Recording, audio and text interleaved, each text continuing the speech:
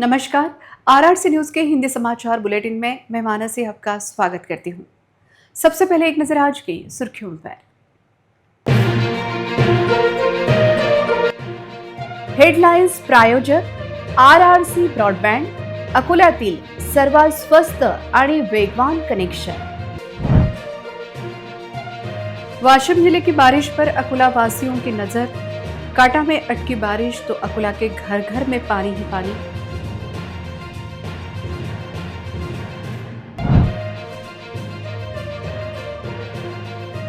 सब्जियों का शतक टिफिन में क्या दे। स्कूल खुलते ही बच्चों के टिफिन ने बिगाड़ा माताओं के रसोई का बजट।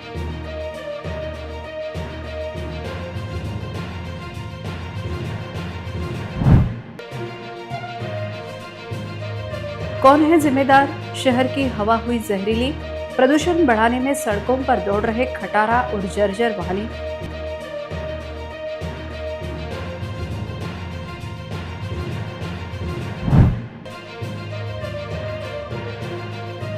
महामारी के साए में अकोला, नागरिकों की सेहत से खिलवाड़। मनपा और एफडीए की नाक के नीचे खुले में बिक रहे खाद्य पदार्थ।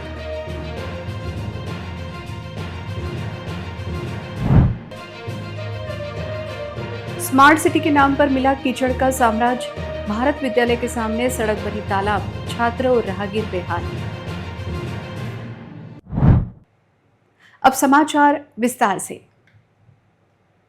मानसून में देरी के कारण जिले की जल परियोजनाएं अभी भी प्यासी हैं। हालांकि वान परियोजना में फिलहाल तुलनात्मक रूप से संतोषजनक जल संग्रहण है, लेकिन अन्य सभी परियोजनाओं को अभी भी मूसलाधार बारिश का इंतजार है। अकोला वासियों की प्यास बुझाने वाली मुख्य काटेपूर्णा परियोजना में फिलहाल केवल 22% पानी ही शेष बचा है। वाशिम जिले में भारी बारिश होने पर ही काटेपूर्णा परियोजना का जलस्तर बढ़ सकता है, इसलिए जिले पर मंडरा रहा पेयजल का संकट अभी भी टला नहीं है।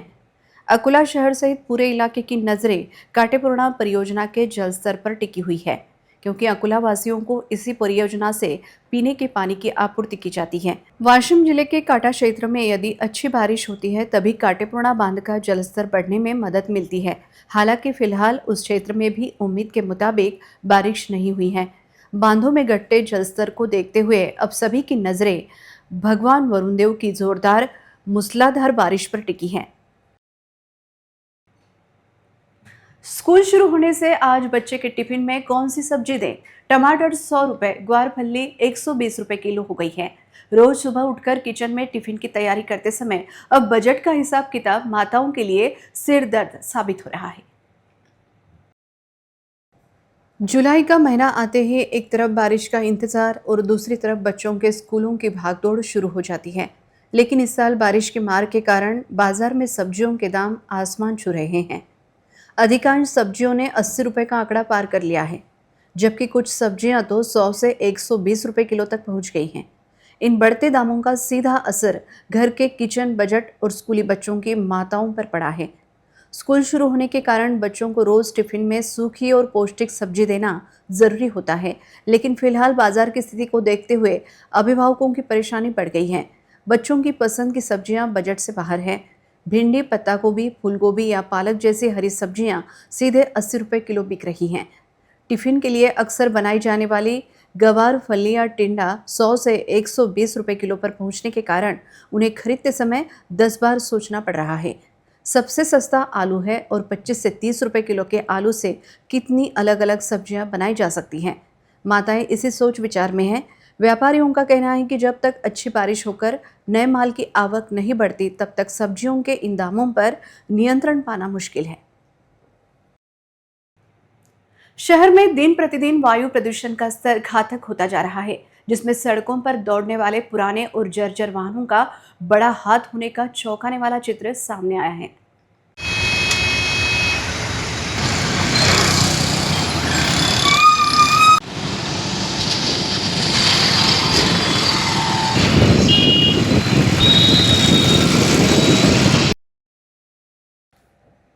एसटी महामंडल की कई पुरानी बसें, निजी यात्री वाहन, पुराने ऑटो रिक्शा और सही रखरखाव न किए गए दोपहिया वाहनों से भारी मात्रा में काला धुआं निकल रहा है। इस जहरीले धुएं के कारण पर्यावरण का नुकसान तो हो ही रहा है, साथ ही अकोला वासियों के स्वास्थ्य पर भी इसका विपरीत असर पड़ रहा है। सरकार ने प्रदूषण फैलाने वाले और 15 वर्ष से अधिक पुराने वाहनों को सड़कों से हटाकर उन्हें स्क्रैप करने की स्पष्ट नीति घोषित की है। हालांकि अकोला में इन नियमों की जमकर धज्जियां उड़ाई जा रही हैं। क्षेत्रीय परिवहन कार्यालय और प्रदूषण नियंत्रण बोर्ड की नाक के नीचे ये वाहन बेधड़क होकर शहर में जहरीला धुआं छोड़ते हुए घूम रहे हैं। शहर के अशोक वाटिका चौक, बस स्टैंड परिसर, डाबकी रोड और मुख्य बाजार क्षेत्र में काला धुआं छोड़ने वाले वाहनों की संख्या काफी अधिक है। नागरिकों द्वारा मांग की जा रही है कि शहर में समय सीमा पार कर चुके और धुआं छोड़ने वाले वाहनों पर तत्काल जब्ती की कार्रवाई की जाए। मानसून की शुरुआत होते ही महामारियों ने पैर पसारना शुरू कर दिया है, लेकिन अकोला शहर में महानगर पालिका और खाद्य एवं औषधि प्रशासन की नाक के नीचे नागरिकों के स्वास्थ्य के साथ खुलेआम खिलवाड़ हो रहा है। शहर में खुले में खाद्य पदार्थों की धड़ल्ले से बिक्री की जा रही है और प्रशासन इस जानलेवा लापरवाही पर आंखें मूंदे बैठा है। एक तरफ जहां डीए के राज्य आयुक्त तुकाराम मुंडे ने पूरे महाराष्ट्र में सख्त अनुशासन लागू कर गुटखा माफियों और मिलावटखोरों पर नकेल कसी है, वहीं दूसरी तरफ अकोला का स्थानीय प्रशासन और नगर निगम आखिरकार किसे संरक्षण दे रहा है। खुले में बिक रहे इस जहर पर तुरंत रोक कब लगेगी? क्या स्थानीय अधिकारी अपने ही कमिश्नर की ईमानदारी से कोई सबक लेंगे या फिर भ्रष्टाचार की नींद सोते रहेंगे? बारिश का मौसम आते ही गंदगी और मक्खियों का आतंक बढ़ जाता है। नालियों और कचरे पर बैठने वाली ये मक्खियां सीधे खुले में बिक रहे चाट पकोड़े और खाद्य पदार्थों पर बैठ रही हैं। अकोला के नागरिक अनजाने में इस दूषित भोजन का शिकार बन रहे हैं, जिससे गैस्ट्रोपीलिया और टाइफाइड जैसी गंभीर बीमारियों का खतरा पैदा हो गया है। अकोला महानगर पालिका स्वच्छता के बड़े बड़े दावे तो करती है, लेकिन सड़कों पर खुले में दुकान सजाए बैठे इन दुकानदारों पर कार्रवाई करने में पूरी तरह नाकाम रही है। कई विक्रेता तो भोजन को ढककर रखने तक की जहमत नहीं उठाते। अकोला में स्वास्थ्य संकट खड़ा होना तय है। अब देखना यह है कि कुंभकर्णी नींद में सोया स्थानीय प्रशासन जागता है या किसी बड़े हादसे का इंतजार करता है। एक तरफ शहर पर जल संकट मंडरा रहा है और पानी बचाने के लिए प्रयास करना बेहद जरूरी है, वहीं दूसरी तरफ पाइपलाइन फूटने से हजारों लीटर पानी बहकर बर्बाद हो रहा है। फूटी हुई जलवाहिनियों की समय पर मरम्मत नहीं की जाती, जिसके कारण विभिन्न क्षेत्रों में बड़े पैमाने पर पानी की बर्बादी हो रही है। इस पर रोक लगाना बेहद जरूरी है। शहर को पानी की आपूर्ति करने वाले काटेपूर्णा बांध में केवल 19% जल भंडार बचा है। इस वजह से महानगर पालिका प्रशासन अब हर 7 दिन में एक बार पानी की आपूर्ति करने का विचार कर रहा है, लेकिन दूसरी तरफ पानी की बर्बादी बड़े पैमाने पर हो रही है। बुरड़ गली में पाइपलाइन फूटने के कारण भारी मात्रा में पानी बह गया। शहर के किसी न किसी इलाके में हर रोज जलवाहिनी फूटने से पानी बह जाता है। पानी का संभल कर उपयोग करना जरूरी है, लेकिन अभी भी इस मामले में सतर्कता नहीं दिखाई दे रही है। इसमें कोई दो राय नहीं है कि ये बातें जल संकट को और अधिक गहरा करने के लिए जिम्मेदार है। इससे शहर के नागरिकों को भारी दिक्कतों का सामना करना पड़ेगा, यह निश्चित है। वाशिम के रामनगर से अनसिंह मार्ग पर स्थित पुल पिछले साल बारिश के पानी के कारण धंस गया था, लेकिन 12 महीने बीत जाने के बाद भी इस पुल की मरम्मत नहीं की गई है। इसके चलते ग्रामीणों को आने जाने में भारी परेशानी का सामना करना पड़ रहा है। ग्रामीणों ने चेतावनी दी है कि यदि वर्ष पुल की मरम्मत नहीं की गई तो उग्र आंदोलन किया जाएगा। वाशिम के रामनगर अनसिंह मार्ग पर गांव को जोड़ने वाली सड़क का पुल पिछले साल की भारी बारिश के कारण धंस गया था। बाढ़ के पानी से पुल के नीचे की मिट्टी बह जाने के कारण पुल को भारी नुकसान पहुंचा था। पिछले साल ग्रामीणों ने अपने खर्च पर आने जाने के लिए पुल की अस्थायी मरम्मत की थी, लेकिन प्रशासन द्वारा इस सड़क की अनदेखी किए जाने के कारण पुल की स्थिति और भी बदतर हो गई है। वर्तमान में पुल बड़े पैमाने पर धंस चुका है, जिससे इस मानसून में बाढ़ का पानी आने पर इसके बह जाने का खतरा पैदा हो गया है। इसके कारण नागरिकों को आवाजाही में बड़ी दिक्कतों का सामना करना पड़ेगा। ग्रामीणों का आरोप है कि उन्होंने कई बार संबंधित विभाग से पत्राचार किया, लेकिन इस समस्या को लगातार नजरअंदाज किया जा रहा है। इसलिए सड़क की मरम्मत के साथ साथ पुल का निर्माण जल्द से जल्द करने की सख्त जरूरत है। मांग पूरी न होने के कारण अब ग्रामीणों ने उग्र आंदोलन की चेतावनी दी है। नमस्कार मित्रांनो, हा पूल तुम्ही पाहू शकता। हा पूल अनसिंग रामनगर तांडा येथील असून या पुलाला जवळपास पडून 12 महिने होऊन गेलेत, तरीसुद्धा शासन किंवा प्रशासन या पुलाची दखल घेत नाही. वारंवार पत्रव्यवहार करून सुद्धा या पुलाची दुरुस्ती झालेली नाही. एक जरी मोठा पाऊस किंवा पूर आला तर हा पूल पूर्णपणे वाहून जाणार आहे. तर या पुलाची दुरुस्ती लवकरात लवकर किंवा वेगळा मार्ग तयार करून न दिल्यास आम्ही जिल्हाधिकारी कार्यालय येथे तीव्र आंदोलन करू व उपोषण करू. मंगरुलपीर तहसील के मोट सावंगी रोड पर राज्य उत्पादन शुल्क विभाग की टीम ने अवैध रूप से शराब का परिवहन करने वालों पर कार्रवाई की है। इस कार्रवाई में वाहन और विदेशी शराब के स्टॉक सहित लाखों रुपए का माल जब्त किया गया है। इस मामले में 2 लोगों के खिलाफ मामला दर्ज किया गया है। वाशिम जिले में राज्य उत्पादन शुल्क विभाग के उड़न दस्ते ने अवैध शराब परिवहन के खिलाफ छापेमारी का सत्र शुरू किया है। इस बीच राज्य उत्पादन शुल्क विभाग को मिली गोपनीय जानकारी के आधार पर मंगरुलपीर तहसील के मोट सांगवी रोड पर जाल बिछाया गया। सामने से आ रहे एक 4 पहिया वाहन को रोककर जब उसकी तलाशी ली गई तो उसमें गोवा राज्य निर्मित विदेशी शराब का अवैध स्टॉक पाया गया। इस मामले में 2 लोगों के साथ एक 4 पहिया वाहन को हिरासत में लिया गया है। इस कार्रवाई में विदेशी शराब का स्टॉक और वाहन सहित कुल 5 लाख रुपए का माल जब्त किया गया है। दोनों आरोपियों के खिलाफ महाराष्ट्र शराबबंदी कानून के तहत मामला दर्ज किया गया है। आगे की जांच राज्य उत्पादन शुल्क विभाग कर रहा है। कृषि उपज मंडी समिति के पूर्व सभापति एवं श्री शिवाजी शिक्षण संस्था के पूर्व कार्यकारिणी निदेशक भालचंद्र उर्फ बापू साहेब कोरपे की पत्नी तथा खरीदी बिक्री संघ दरियापुर के उपाध्यक्ष प्रभाकर भालचंद्र कोरपे की माताजी सो मालिनी भालचंद्र कोरपे का आज दिनांक 4 जुलाई को संक्षिप्त बीमारी के बाद दुखद निधन हो गया। उनके पार्थिव शरीर पर रविवार सुबह 11 बजे बाबली के पास स्थित चंद्रभागा नदी के तट पर हिंदू शमशान घाट में अंतिम संस्कार किया गया।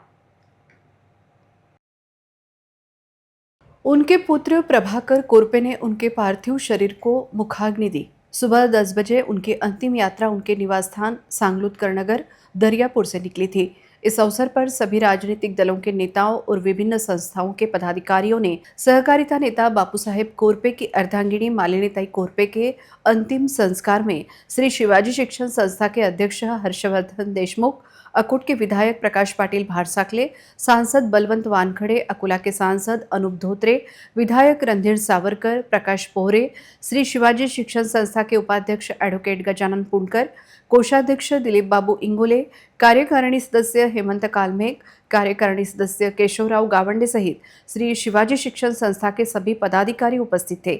इसी प्रकार बालासाहेब हिंगणीकर, गजानन बाकोड़े, बालासाहेब वानखड़े, बाबाराव बरवट, मदन पाटिल वायस्कार सहित सभी राजनीतिक दलों के नेता और विभिन्न संस्थाओं और संगठनों के पदाधिकारी अंतिम संस्कार में शामिल हुए।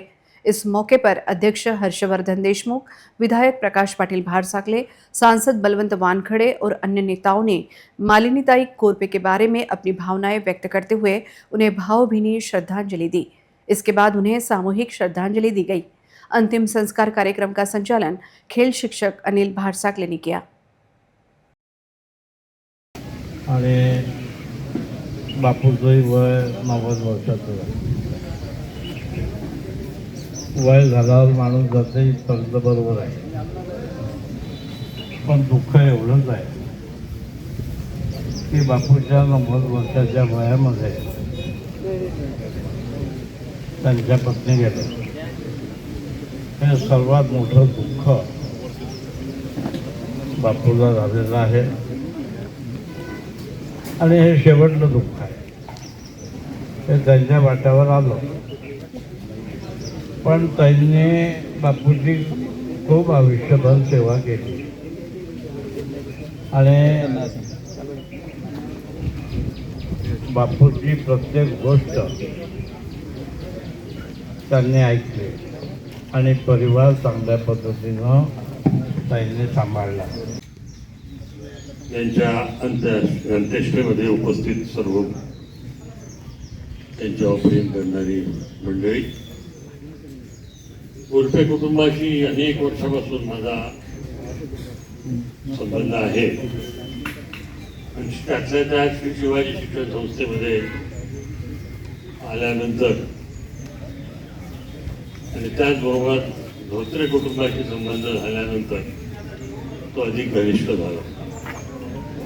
वारंवार काकूंच्या भेटीला जायची संधी मिळत होती आणि त्या अनुषंगाने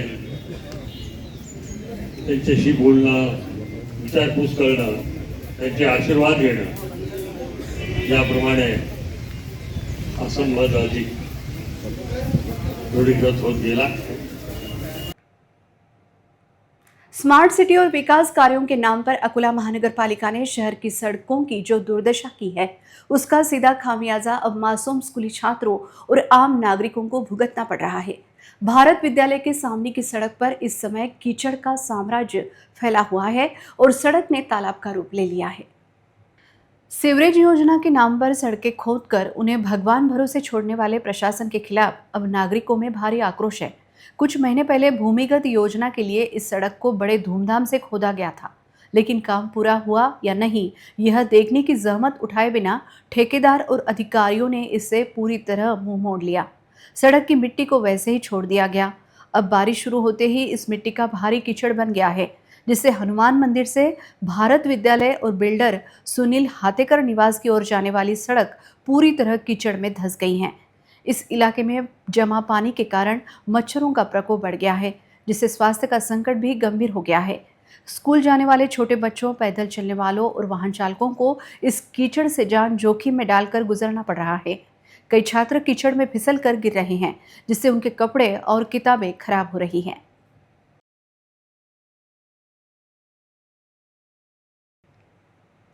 अंत में एक नजर आज की सुर्खियों पर. हेडलाईन्स प्रायोजक RRC ब्रॉडबँड, अकोल्यातील सर्वात स्वस्त आणि वेगवान कनेक्शन. वाशिम जिले की बारिश पर अकोला वासियों की नजर. कांटा में अटकी बारिश तो अकोला के घर घर में पानी ही पानी.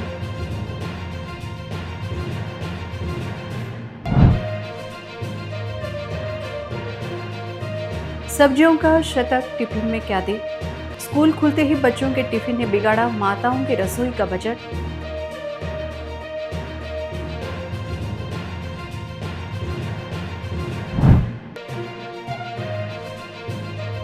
कौन है जिम्मेदार, शहर की हवा हुई जहरीली. प्रदूषण बढ़ाने में सड़कों पर दौड़ रहे खटारा और जर्जर वाहने.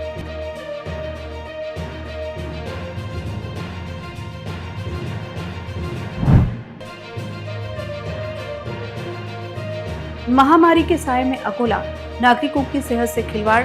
मनपा और FDA की नाक के नीचे खुले में बिक रहे खाद्य पदार्थ.